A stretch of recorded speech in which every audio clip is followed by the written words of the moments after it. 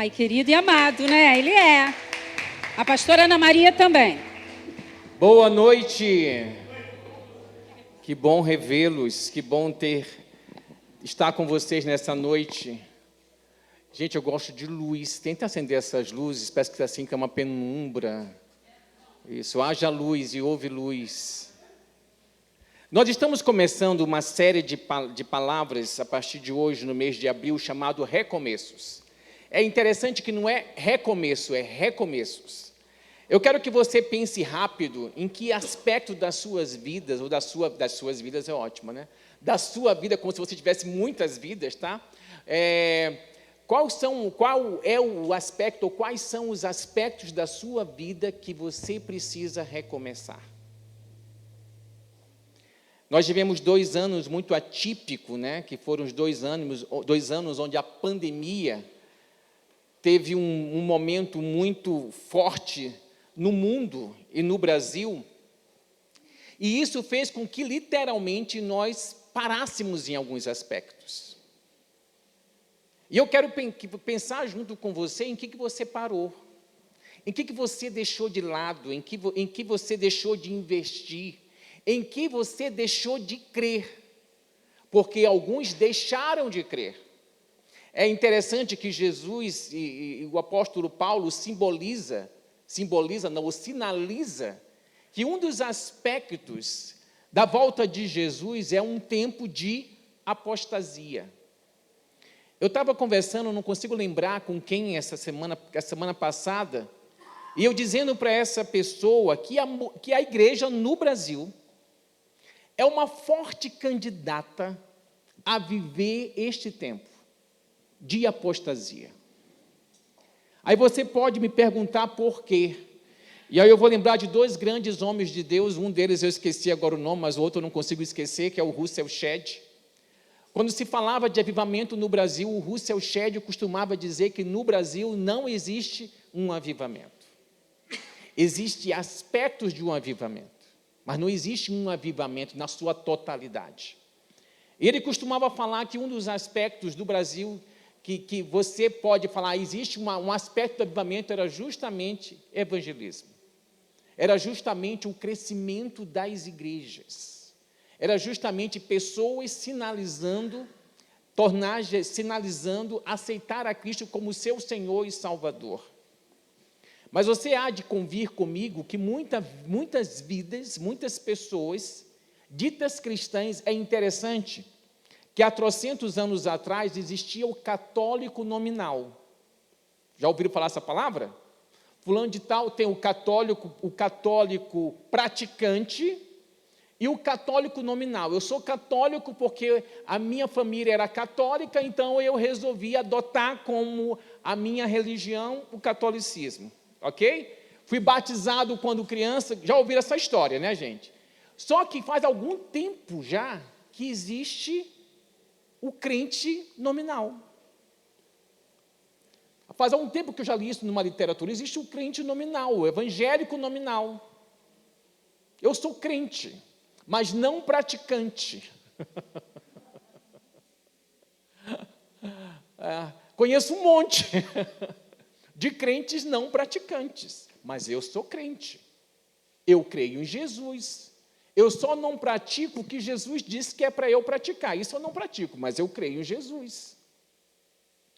E aí, falando sobre essa questão, esse aspecto da vida da igreja, que é uma forte candidata a um ceticismo, é porque muitas pessoas, gente, estão dentro da igreja, muitas pessoas se reúnem regularmente, dominicalmente, semanalmente, mas essas pessoas não têm vida particular com Deus. Quando nós falamos sobre vida de oração e as pessoas, e as pessoas dizem que eu tenho vergonha de orar em público, a minha pergunta para você é: como é que está a sua vida de oração privada? Porque o público é um reflexo da sua vida de oração privada. Tudo que eu emano em público, no que diz respeito a minha vida, a nossa vida com Deus, é resultado do privado. E é por isso que você precisa se examinar de como está a sua vida privada com Deus. Como está o seu secreto com Deus. Uma outra coisa que sinaliza essa questão de que a igreja brasileira cristã pode chegar e passar por um grande momento de apostasia são as bases não bem fundamentadas. Eu já falei isso várias vezes, né, mas aí eu vou aumentar mais um ano, né? Eu vou fazer 38 anos de vida cristã. E sempre foi minha crise quando eu conheci a Cristo e comecei a entender melhor sobre os aspectos da vida cristã, é como existia crentes sem base. E eu estou falando, gente, dos anos 80, tá? Porque eu me converti em 84. E hoje eu fico mais pasmo, porque você tem a Bíblia literalmente na mão. Quando eu me converti, lá em Barbacena, a igreja, eu me converti na rua, numa praça, e a primeira igreja que eu frequentei foi uma igreja batista. Eu tinha um amigo que era cristão e tinha passado num concurso e estava fazendo uma especialização em São Paulo. E quando ele soube que eu tinha me convertido, ele falou assim: Osho, não compra uma Bíblia.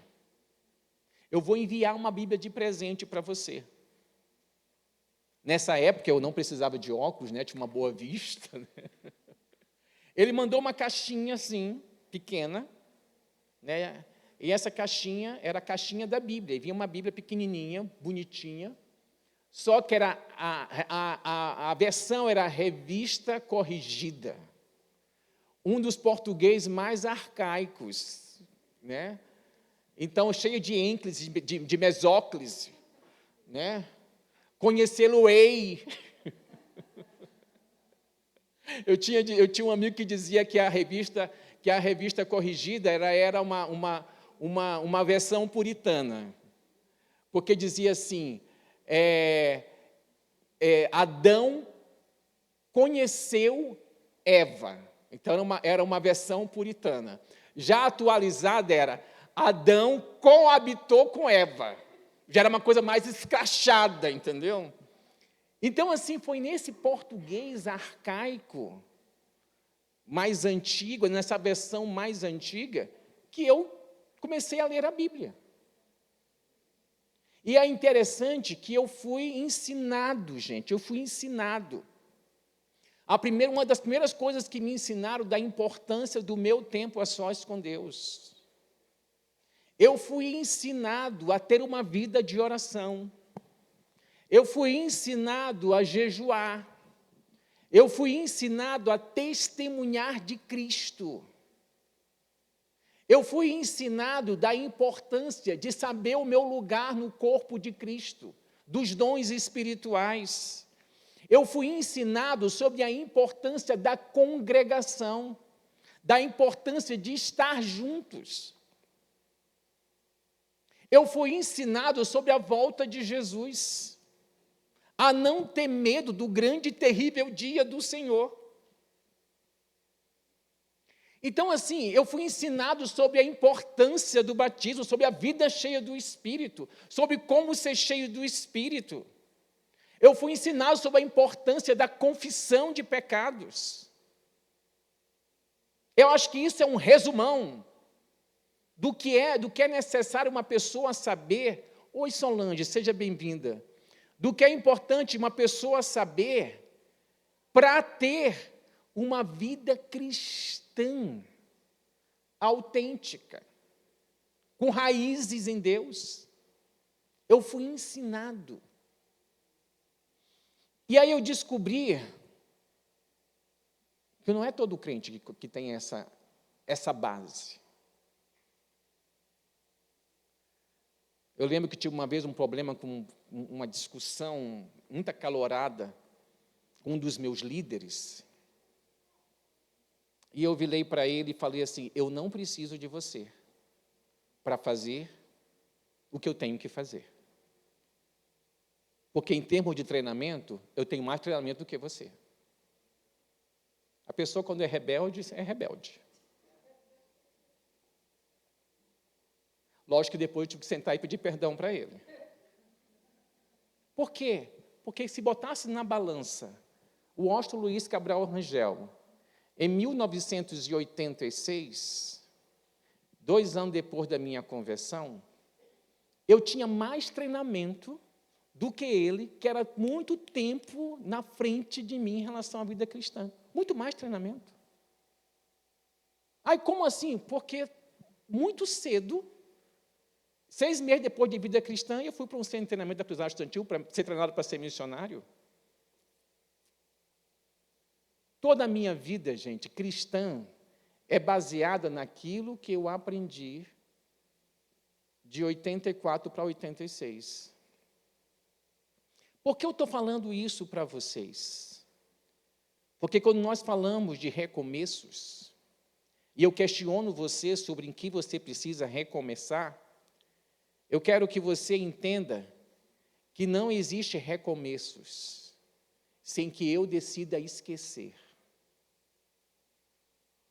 Só existe recomeço se eu decidir deixar para trás alguma coisa. Abra a sua Bíblia, por favor, em Filipenses capítulo 3, a partir do versículo 13. E eu vou ler na versão NAA, nova versão Almeida atualizada. Filipenses 3, de 13 a 14. Diz assim, irmãos, quanto a mim, não julgo havê-lo alcançado, mas uma coisa faço, esquecendo-me das coisas que ficam para trás e avançando para as que estão diante de mim, prossigo para o alvo, para o prêmio da soberana vocação de Deus em Cristo Jesus. Observa que Paulo, a primeira coisa que ele vai falar aqui, para que você possa avançar, para que você possa recomeçar, é necessário deixar. E aí, quando nós pensamos em deixar, vem aqui rapidinho, André, por favor. Vem cá, André. Vem cá rapidinho, João. Vem cá, por favor, meus 2 cobaias aqui, rapidamente. Você vai ficar aqui, Johnny. Johnny vai ficar aqui. Alguém, por favor, me ajuda a pegar... Jefferson, pega aqui para mim esse púlpito, por favor. Eu contratei eles para fazer uma peça comigo, eu não os avisei, entendeu? Fica aqui, André. Deixa só o André olhar para você, todo mundo olhar o André, olha, que está no vídeo, olha o André. É um cara comprometido, tá? Né, Andressa? Fica aqui, João. Você sempre... Fica aqui, fica por enquanto assim de frente. Você sempre faz de conta. Ele é o passado. André é o futuro. Eu sou a pessoa que preciso decidir recomeçar. Só que como é que alguém recomeça assim?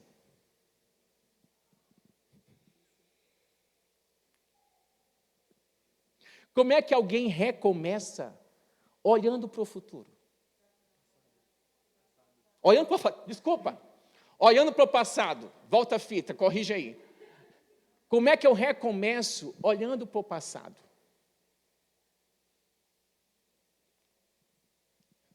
Pega esse microfone para mim, por favor. Um momento só, deixa eu instrumentalizar o meu... Para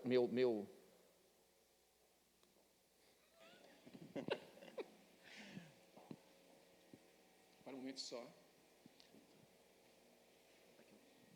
Como é que eu recomeço olhando para o meu passado? Por favor, futuro. Vem. De novo. Vem. Como é que eu posso ir se eu decido não desistir do passado? Como é que eu posso ir para o meu futuro se eu decido ficar agarrado, abraçado com a dor, com a frustração, com a amargura, com as coisas que não deram certo na vida? E é interessante que alguns de nós ficamos bem abraçadinhos. Não é verdade, Johnny? Bem abraçadinho. E a gente pensa assim, mas aí meu passado era louro. Tinha olhos claros. O meu futuro é moreno. Mas também de olhos claros. Mas aí você decide, e aí você fica no meio. Aparentemente, você não vai nem para trás e nem para frente. Essa é a situação de muitos de nós, gente. Nós estamos paralisados. Paralisados. Mas eu estou dentro de um relacionamento que me faz muito mal. Mas eu não posso deixar. Eu conheci uma pessoa, nesses dias, que me disse o seguinte: eu não posso sair desse relacionamento porque eu tenho medo do que pode acontecer com fulano de tal. Falei, querido, então você vai viver eternamente assim? Aí você pode pensar assim, mas se ele é casado, se ela é casada, ela precisa se manter assim. Mas no caso dele, não era casado. Mas não conseguia abrir mão do relacionamento que fazia tão mal para ele e para outra pessoa.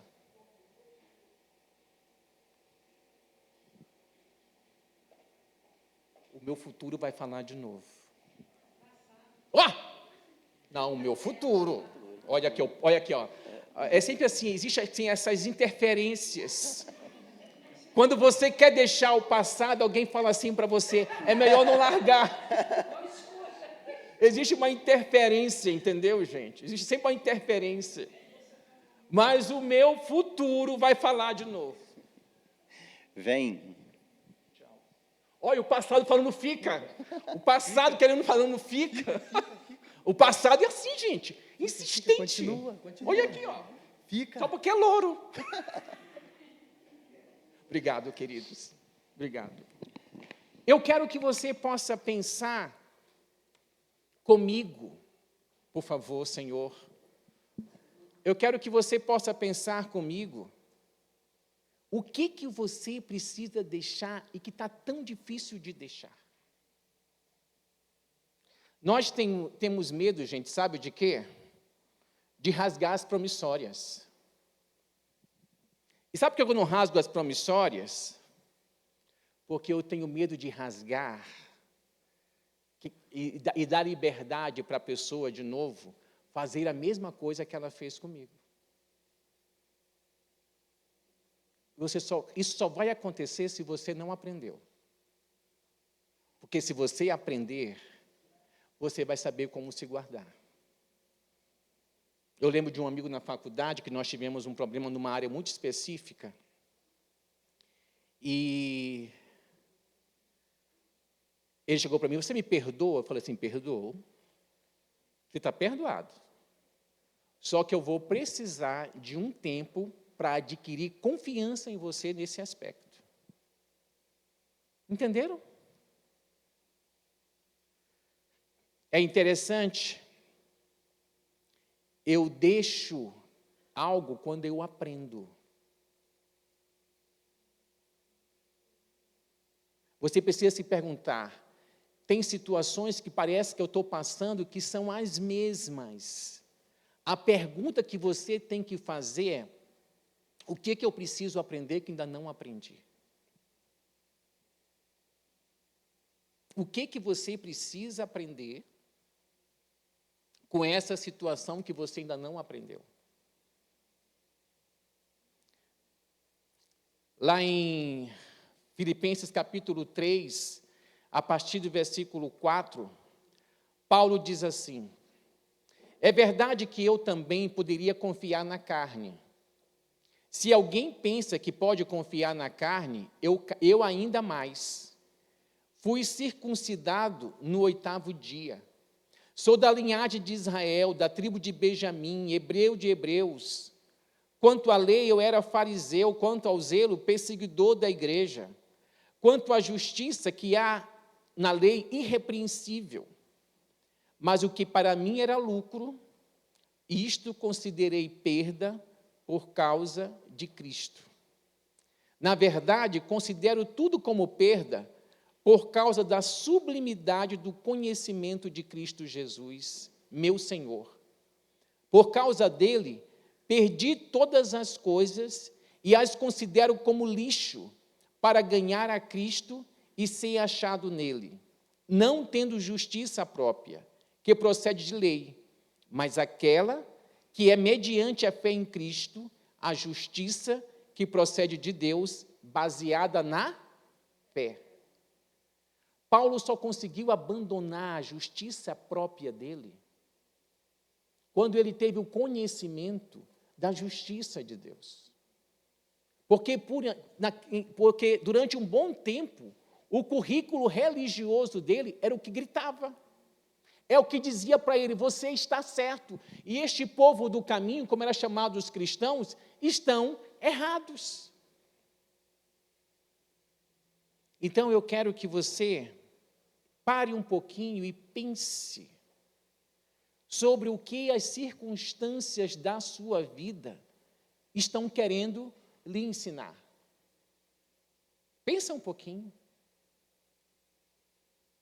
Pensa um pouquinho.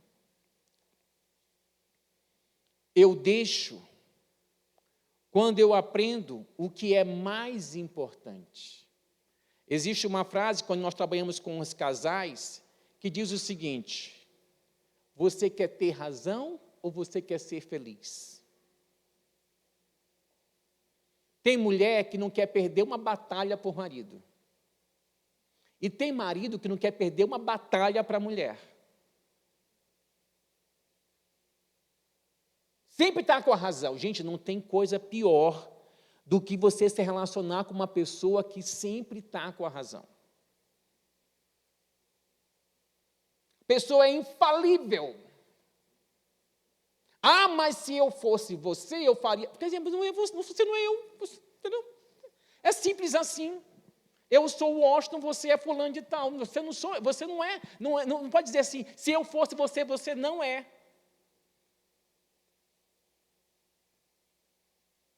Nesses 25 anos de casado, meu e da Ana, falarei mal da Ana agora.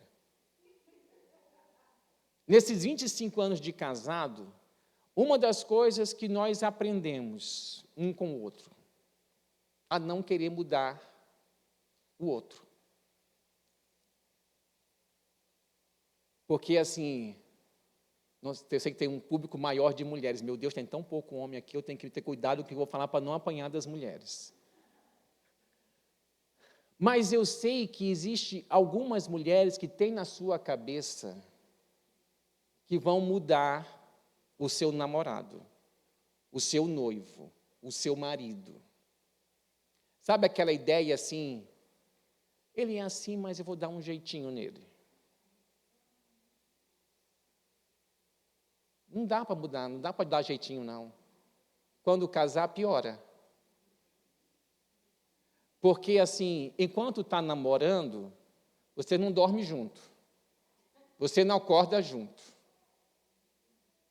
Quando casa, você vai dormir junto e acordar junto.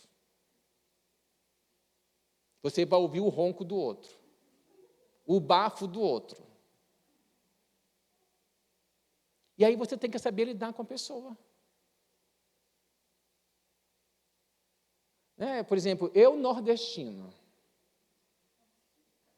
Ana Maria paulista. Paulista, ela, no caso dela, a pessoa não jantava, a pessoa só lanchava. O nordestino almoça e janta. Como é que a gente faz nessa história? Aí, no começo, eu resolvi agradá-la. Então, era assim para tudo. Vamos lanchar um hambúrguer? O nosso lanche pode ser um hambúrguer? Pode. O nosso lanche pode ser pizza? Pode. O nosso lanche pode ser... esqueci o nome agora. Tudo eu dizia pode para Ana Maria. Não tinha não.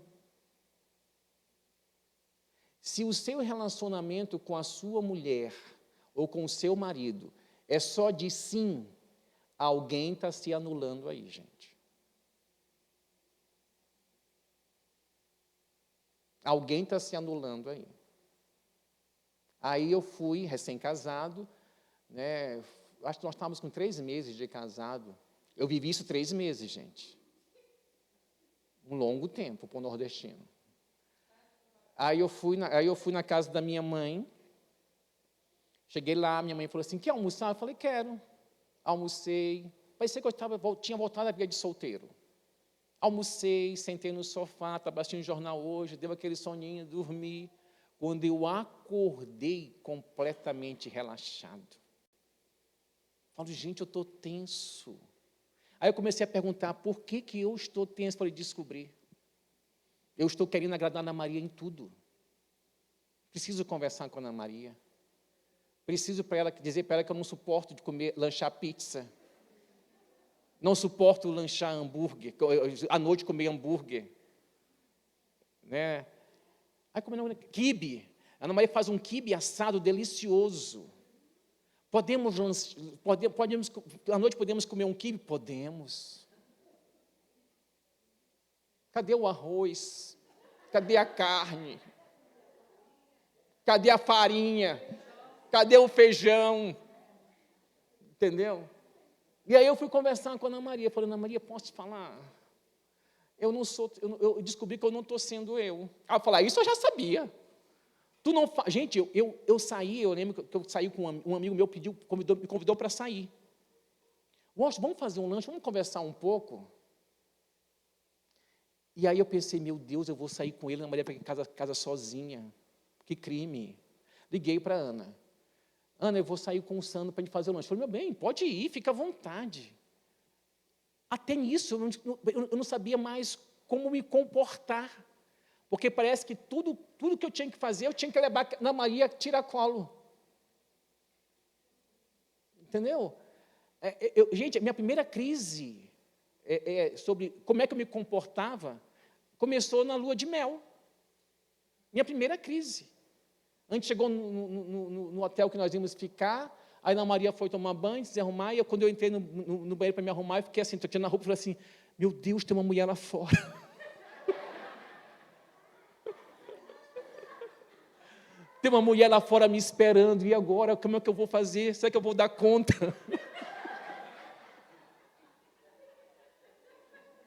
A Ana Maria está assim, pode parar por aí.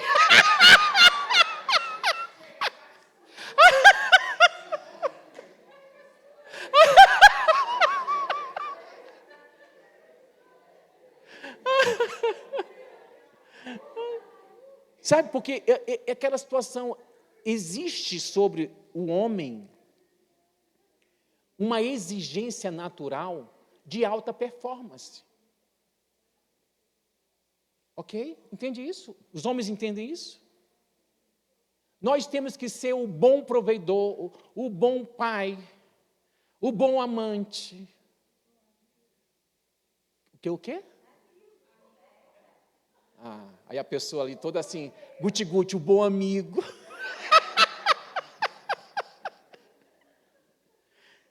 Entendeu? E aí uma coisa que nós precisamos saber, e eu vim de uma geração, aqui tem alguns mais novos, mas tem alguns mais velhos, que o homem não chora. Eu vim dessa geração, o homem não chora. Agora choro! Entendeu? E aí essa geração agora é mais assim, paz e amor. Eu, sinceramente falando, e tem algumas coisas que eu olho na geração presente, falei, gente, que bom que eles aprenderam diferente. Então eu tive que sair desse papel para eu procurar como é que eu seria o Washington e como a Ana Maria seria a Ana nesta relação homem-mulher. Porque eu não conseguiria viver numa relação onde eu não fosse eu. Assim como eu não conseguiria viver com vocês se eu não fosse Washington. Não conseguiria. Eu não conseguiria pastorear onde eu tivesse que incorporar o papel de pastor, santo, entendeu? E isso me privasse de ser eu. Então, assim, uma das coisas que você precisa entender para você recomeçar, eu deixo quando eu aprendo o que é mais importante. Aí eu estou pronto para recomeçar. E eu descobri que era mais importante ser eu. Que era mais importante a Ana Maria ser ela. Eu incentivava a minha mulher a ter relacionamento. Falei, meu bem, faz amizade com alguém, sai com alguém, vai conversar com alguém. A mulher precisa de amigas para falar mal do marido. O marido precisa de amigos para falar mal da mulher. Não dá para falar mal da mulher para a mulher mesmo.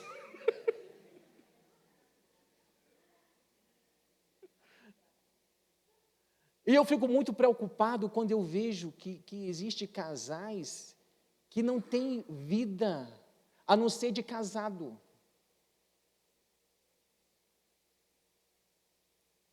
Esse era um projeto de vida que não me cabia. E graças a Deus, e Ana Maria assim, nem o meu. Mas graças a Deus, todos os meus líderes, todos os nossos líderes, eram homens e mulheres de Deus, de um bom casamento, de uma família estruturada, de filhos fantásticos, muito bem criados, mas eram normais. Eram normais. Paulo, lá em Filipenses capítulo 3, versículo 10 e 11, diz assim: o que eu quero é conhecer Cristo e o poder da sua ressurreição, tomar parte dos seus sofrimentos e me tornar como ele na sua morte, para de algum modo, alcançar a ressurreição dentre os mortos.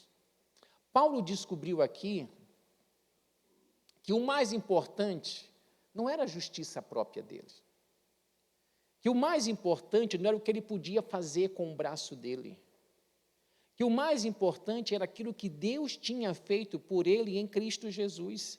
E ele fala assim mesmo: o meu desejo agora é conhecer a Cristo, o poder da ressurreição dele. O meu desejo agora é alcançar a ressurreição dentre os mortos. Gente, quando ele fala aqui de alcançar a ressurreição dentre os mortos, fala justamente de vida eterna. Então eu deixo quando eu aprendo o que é mais importante. Eu deixo quando eu sei para onde eu quero ir. Sabe por que eu queria ter um bom casamento? Não é para carregar como troféu que eu tenho um bom casamento, mas era para glorificar Cristo através do meu casamento. Entendeu? Sabe por que eu preciso cuidar bem da minha mulher? Sabe por que ela precisa me amar e cuidar bem de mim? Porque nessa troca, as pessoas estão olhando, e é isso, e que elas veem de Jesus em nós, de Deus em nós, elas glorificam a Cristo.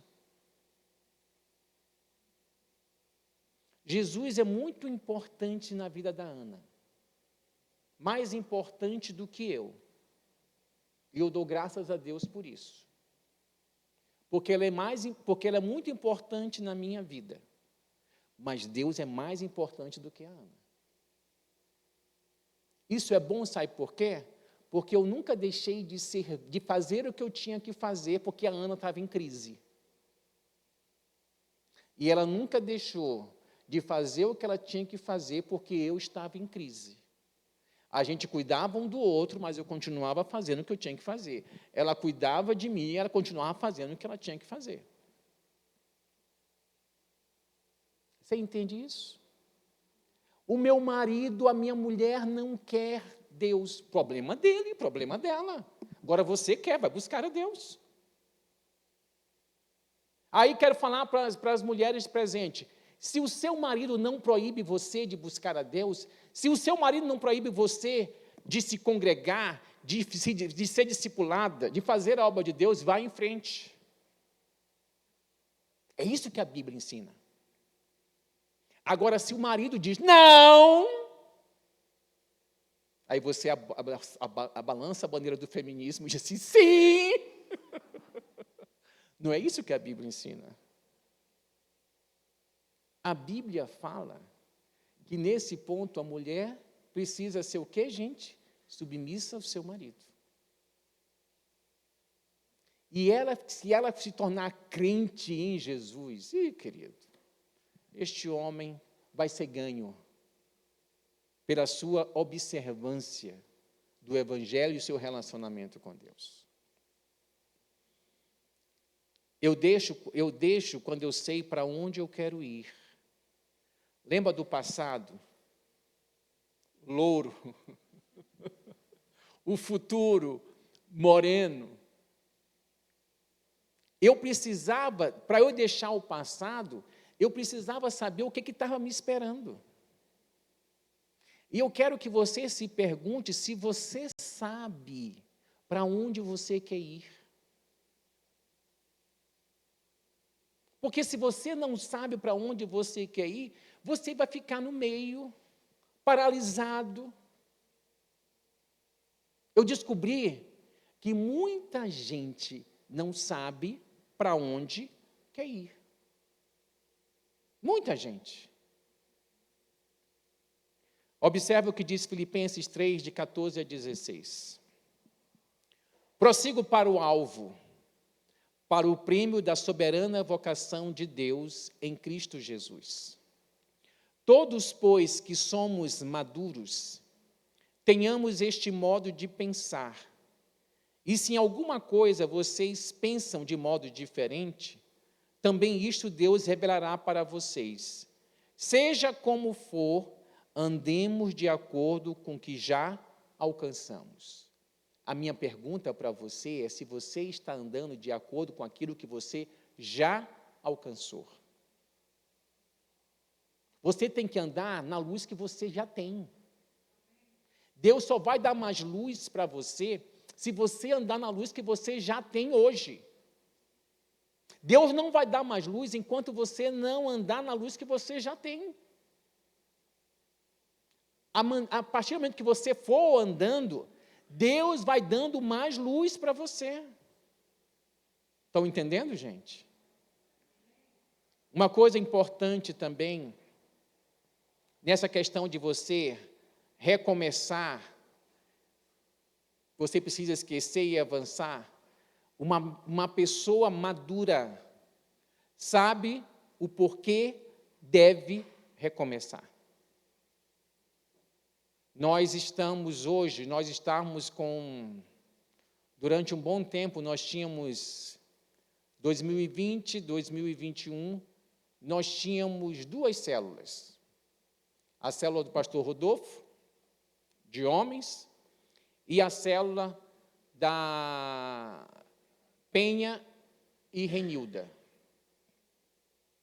O nosso alvo é sermos 30 células até 2024. Nós já temos 6 células. Tá? Faltam quantas, gente? Hein, gente? 27. Quem falou 27? Até eu fiquei agora assustado. 24.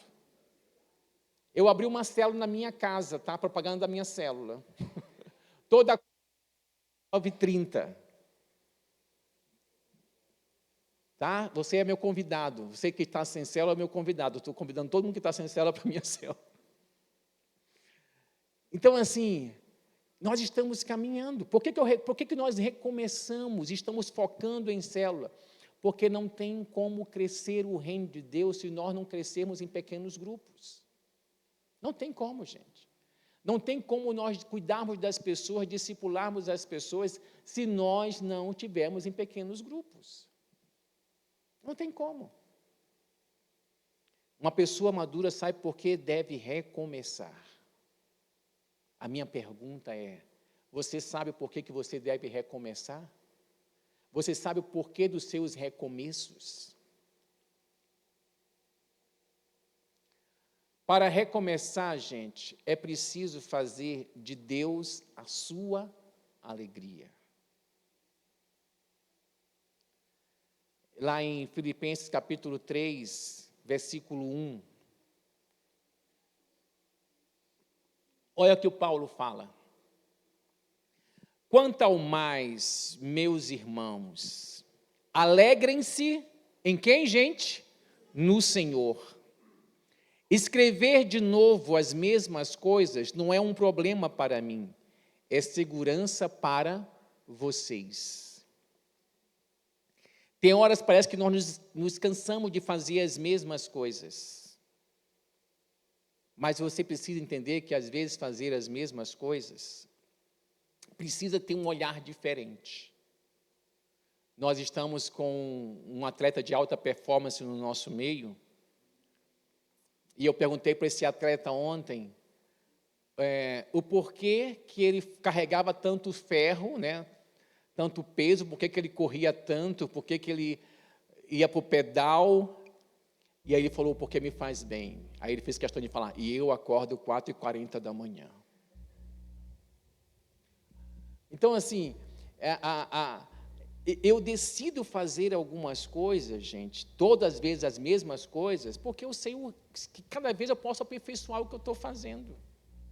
Eu tenho vários profissionais aqui que você há de convir que você faz a mesma coisa sempre.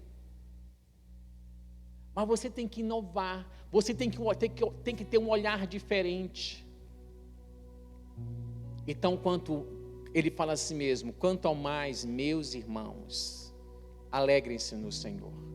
Já descobriram a alegria em Deus? Vocês entendem o que é se alegrar em Deus? Se alegrar em Deus, gente, é aquela situação, tudo deu errado, mas eu tenho Deus e continuo em Deus. Tudo deu errado. Eu tive perdas. Eu lembro com uma sobrinha minha que não lidar muito bem com as perdas. Ela fala assim, tio, a nossa família está acabando. Eu respirei fundo, olhei para a situação, tentei lembrar da situação. Eu falei, tivemos muitas perdas, mas a família não está acabando. Uma boa parte dela está na eternidade com Deus. Então não acabou. Eu vou me encontrar com eles. No sábado, nós temos um encontro no altar. Esse encontro no altar, ele tem uma finalidade. A finalidade é colocar fogo no nosso coração. Essa é a finalidade. A finalidade é que nós tenhamos um fogo, que é o fogo do Espírito que está em nós, que seja inextinguível no seu coração e no meu coração. Por isso nós estamos convidando você para este encontro, para este momento, porque isso faz parte de um recomeço nosso como igreja. Esse encontro no altar, ele começa às 9 horas, termina às 13 horas, com o almoço. Nós vamos ter o pessoal do regional conosco, pessoal de Cordeiro, de Macuco, de Conselheiro, Olaria, Monerá e Centro, que somos nós. Paulo e Aline, que estão lá atrás, tão compenetrados, vão estar lá atrás para pegar o seu nome. E se você já puder pagar a sua participação é bom, porque nós precisamos de recursos para arcar com algumas despesas do evento. Mas eu quero que você possa pensar seriamente em considerar e em participar deste momento. Eu estava orando hoje, nós tivemos um bom tempo hoje, Ana e eu, assistindo uma pregação de um cara que está fazendo diferença numa cidade do sul, que é menor do que... Calma, está todo mundo vivo. Uma cidade de 30 mil habitantes, onde a maioria dessa cidade se converteu. Pertence a uma célula, pertence a uma rede da igreja. Uma família teve um problema, foi ao médico e o médico era crente. Procurou um advogado, o advogado era crente. Tanto o médico como o advogado terminou o atendimento orando por eles. Ele perguntou assim: tem algum problema? Ele estava no advogado: tem algum problema? Eu vou ao médico, o médico termina a consulta orando por mim. Eu venho no advogado, você para falar de uma questão, você termina a reunião orando por mim. Não demorou muito, chegou o pastor. Aí ele falou: o advogado, e esse é meu pastor. Pô, tem algum problema nessa cidade? Para onde eu vou, tem alguém crente. E aí puderam falar melhor para eles de Jesus. É esse ambiente que nós queremos ter em Friburgo, onde as pessoas vão correr para um lugar e para o outro e vão encontrar Deus fluindo através da gente, amém? Mas lembre-se, esqueça e avance. Vamos ficar em pé. Quero orar por você.